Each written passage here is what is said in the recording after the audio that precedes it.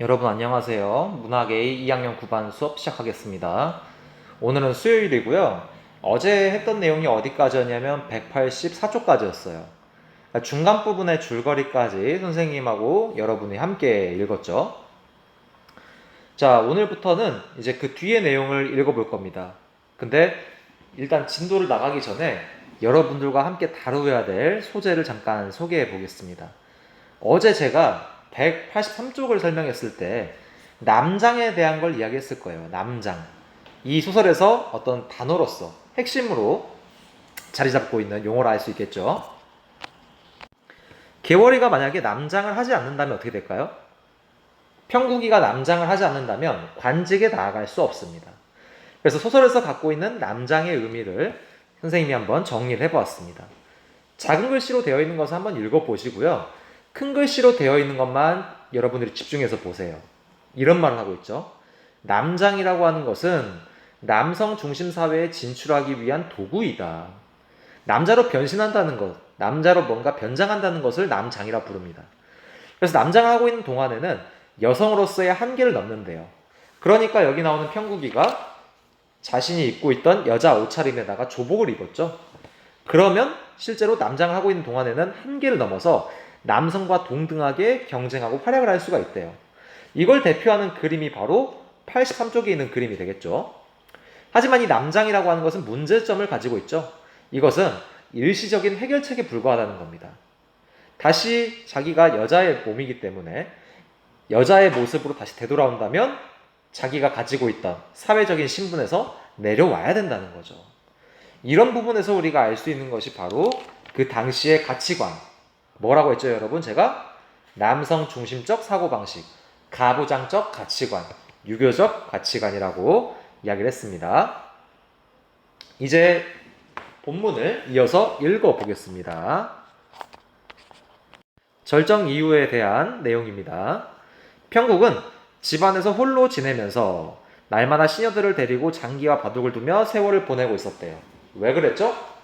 그렇죠. 보국이가 아끼던 애첩을 평국이, 개월이가 죽여버린 거잖아요. 그래서 서로 사이가 좋지 않다. 이렇게 우리가 이해해 볼 수 있겠네요. 이때 사관이 와서 천자가 부르는 명령을 전하자 평국이 깜짝 놀라 곧바로 여자 옷을 벗고 조복으로 입었대요. 관복을 입어야만이 본인이 사회적 진출을 할 수 있다는 거죠. 천자 앞으로 엎드렸다. 천자가 매우 기뻐하며 말했다. 그대가 집안에 머문 후로 오랫동안 보지 못해 밤낮으로 보고 싶었는데 이제 그대를 보니 기쁘기 한이 없도다. 짐이 덕이 없어 지금 오나라와 초나라 양국이 반역하여 나라에 지금 위기가 닥친 거죠. 호주 북쪽 지방을 쳐서 항복을 받고 남관을 열어 젖히고 황성을 침범하려 한다고 하니 그대는 나아가 나라와 조정을 편안하게 지키도록 하라. 출정하라. 이거죠.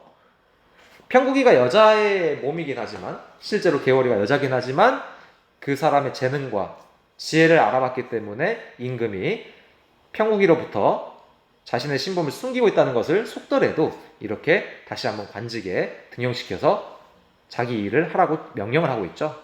그래서 이 부분까지 읽었고요. 왼쪽에 있는 날개 문제도 같이 정리를 해주시기 바랍니다. 왼쪽의 날개는 이렇게 물어보고 있습니다. 천자의 명령으로 혼인하게 된 개월과 보국의 심정을 알아보자. 개월이는 남자가 되지 못하는 것을 한스럽게 여기고 있는 거예요. 남자였으면 더 자유로웠을 텐데, 내가 뭔가 마음에 들거나 또는 내 능력, 내 의지대로 행동했을 텐데 그러지 못한 자신의 모습이 한스럽다는 거죠. 보국이는 개월의 부하로서 명령을 받기 거부하는 모습을 갖고 있습니다. 이것은 뒷장면으로 가면 여러분들이 확인을 해볼 수가 있습니다. 정지해 두시고 정리해 주세요.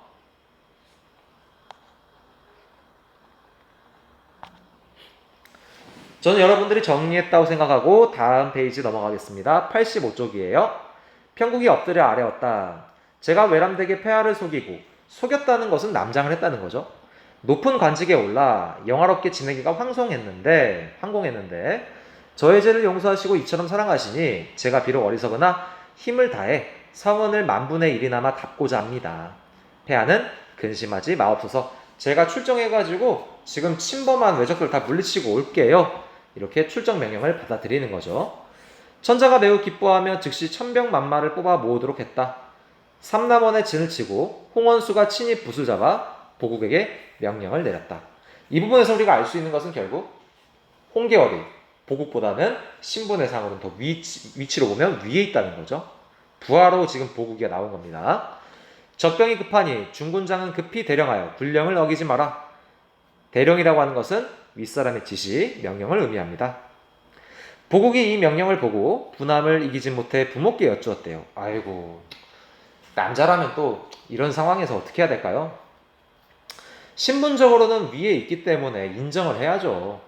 과거 시험을 같이 봤잖아요, 지금. 평국이 보국이 같이 시험 봐가지고 등수에 따라서 지금 관직이 나온 건데, 이렇게 자기를 뭔가 아랫사람 다루듯이 이렇게 시키니까 부모한테 쪼르르 가가지고 말한 겁니다. 계월이 또 저를 중군장으로 부리려 하니 이런 일이 어디 있습니까? 좀 한심하죠? 그래서 아내인 계월이 남편인 자신에게 지시를 내리는 것에 분노하고 있다. 공과사를 구별하지 못하고 있다. 우리가 이렇게 볼 수가 있죠. 계월이를 구해준 여공이 등장하죠. 여공이 말했다. 전날 내가 너에게 뭐라고 이르더냐? 계월을 괄시 무시하다가 이런 일을 당하니. 평소에 좀 무시했다는 거죠. 나란 일이 매우 중하니 어떻게 해볼 수가 없다. 여기서 우리가 알 수 있는 것은 여공이 아무리 자식이 하소연한다 할지라도 개인의 사정보다는 국가의 일을 더 우선시한다고 우리가 이해해 볼 수가 있겠죠. 여공은 보국에게 가라고 재촉했다. 보국은 할 수 없이 바삐 갑주를 갖추고 진중에 나아가 홍원수 앞에 엎드리니 홍원수가 분부했다. 만일 명령을 거역한 자가 있으면 군법을 시행할 것이다. 우리가 여기서 볼 수 있는 성격이 뭘까요? 계월이는 어때요, 여러분? 공과 사를 제대로 구분할 줄 알죠? 아무리 뭔가 좀 친한 사람이나 또는 자신의 부하인 남편이 있다 할지라도 군법, 명령을 거역하면 그 벌대로 처벌하겠다. 되게 공과 사를 뚜렷이 구분하고 있습니다. 보국이 두려워하며 처소로 돌아와 명령 내리기를 기다렸다. 홍원수가 장수들에게 각각의 임무를 정해주고 가을날 9월 갑자일에 행군을 시작했다. 여기까지가 85쪽 내용이었습니다. 그럼 오른쪽 날개를 한번 볼까요? 계월의 명령에 보국이 분노하고 불평한 이유가 뭘까? 이걸 여러분들이 한번 지금 풀어보시길 바랍니다. 자, 풀어보셨어요? 어떻게 써볼 수가 있죠? 아무리 그래도 부부 관계인데, 그러니까 남편과 아내 이런 관계인데 자기를 아랫사람 다루듯이 시키니까 불만이 있었다는 거죠. 선생님이 답을 못 적어놨네요. 제가 불러드릴 테니까 한번 적어보세요. 날개 문제입니다. 불평하고 있는 이유. 계월이 85쪽 거기다 적어주세요. 계월이 자신의 아내가 된 이유. 계월이 자신의 아내가 된 이후. 보국은 더 이상 계월을 자신의 상관으로 인정하지 않기 때문이다. 아내가 됐으니까 아무리 위에 있는 사람이라 할지라도 아내는 아내야. 이렇게 생각하는 게 보국의 모습이라 할 수 있겠죠. 하지만 이런 보국의 모습도 우리가 미리 예습을 했다면 바뀐다고 알 수 있습니다. 다시 불러드릴게요. 계월이 자신의 아내가 된 이유, 보국은 더 이상 계월을 자신의 상관으로 인정하지 않기 때문이다. 정리해 주세요. 저는 한 장 넘겨보겠습니다. 86조. 이제 부하들을 데리고 적진으로 나아가고 있는 거죠. 초하룻날 남편의 남관에 당도에 3일 동안 군사를 머물게 하고 즉시 떠나 5일에 천촉산을 지나 영경루에 다다랐다. 적병이 평원 광야에 진을 치고 철통같이 지키고 있다. 홍원수가 적진 가까이 진을 치고 명령했다. 명령을 어긴 자가 있으면 세워두고 볼 것이다. 그만큼 위험이 있고 용맹스러운 모습을 알 수 있겠죠. 호령이 서리빨 같아 모든 장수와 군졸들이 두려워하며 어찌할 줄 몰라 했대요. 보국 또한 매우 조심했대요. 그래도 부하니까요. 이튿날 홍원수가 보국에게 분부했어요. 오늘은 중군장에 나가 싸워라. 남편한테 나가 싸우라고 시킨 거죠. 보국이 명령에 순종해 말에 올라 삼척장검을 들고, 삼척장검은 길고 긴 칼을 말합니다. 적진을 향해 외쳤다. 나는 명나라 중군장 보국이다. 대원수의 명을 받아 너희 머리를 베려하니 너희는 빨리 나와 칼을 받아라. 그러니까 이제 적군들이 들으니까 화가 났겠죠. 그래서 싸우러 온 겁니다.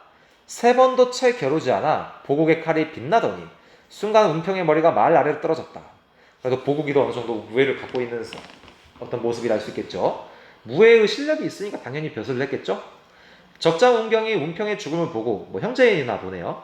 크게 화를 내며 말을 몰아 달려들자 보국이 승리의 기세가 등등해 창검을 높이 들고 서로 싸웠다. 두어 차례 겨루지도 못해 보국이 칼을 날려 칼을 들고 있는 운경의 팔을 치니 좀 잔인하네요. 운경이 미쳐 손을 놀리지 못하고 칼을 든 채 아래로 떨어졌다. 보국은 운경의 머리를 베어 들고 본진으로 돌아왔다. 그때 적장 구덕지가, 적장이라고 하면 이제 적들 중에서 좀 우두머리가 되겠네요. 구덕지라고 한 사람이 되게 분노했대요. 그래서 장검을 높이 들고 쫓아왔다는 거죠. 그러니까 적병들이 같이 사방에서 달려든 거예요. 사면초가가 된 거죠. 제가 페이지를 안 넘기고 설명했네요. 자, 계속 읽어보겠습니다. 사면초가가 된 상황이 첫 번째 빨간 줄, 거기 표시되어 있는 부분입니다. 보국이 매우 다급해 피하려고 했지만 한순간에 적들이 함성을 지르며 보국을 에워쌌다. 위기에 처해 있다라는 거죠. 그래서 위기가 되게 닥쳐오니까 보국이가 탄식했겠죠. 그러면서 누구를 그리워했을까요? 맞춰보세요. 그렇죠. 개월이를 그리워했겠죠. 이때 홍원수가 장대에서 북을 치다가 보국의 위급함을 보고 재빨리 말을 돌아서 이제 남편 구하러 온 거죠. 적진을 헤집고 다니면서 동해 번쩍 서해 번쩍 하면서 쭉 적군들을 물리친 겁니다. 그러면서 이제 보국이가 풀이 죽은 채 이제 돌아오겠죠. 보국이 마지막 부분 보세요. 홍원수 보기를 부끄러워하자 홍원수가 보국을 꾸짖었다. 저리하고 어찌 남자라 칭하리오. 나를 업신여기더니 이제도 그러할까? 되게 대비되고 있죠. 개월의 어떤 영적인 능력과 그리고 보국의 무능함이 대비가 되는 겁니다. 그리고 남편과 아내의 동등한 관계에서 지금 여기 나오는 개월이가 남편한테 조롱을 하고 있는 거죠. 여기까지가 실제 본문 내용이었습니다. 그리고 마지막 뒷부분의 줄거리를 보면 오왕과 초왕의 신하 맹길이 황성을 공격해서 천자에게 항복문서를 요구했지만 홍계월이 복수를 하는 겁니다. 자, 왜 복수라고 할 수 있냐면요, 여러분. 맹길 기억나세요? 기억 안 나시면 다시 앞부분으로 넘어오세요. 몇 쪽이냐면 81쪽. 81쪽 앞부분의 줄거리를 보면 안 나와 있네요. 이 맹길이가 죄송합니다. 아이고, 갑자기 전화가 왔네요. 자, 다시 한번 설명을 할게요. 그 맹길이가 여러분 앞부분에서 어렸을 적 자신을 죽이려고 했던 인물입니다. 근데 이게 안 나와 있네요.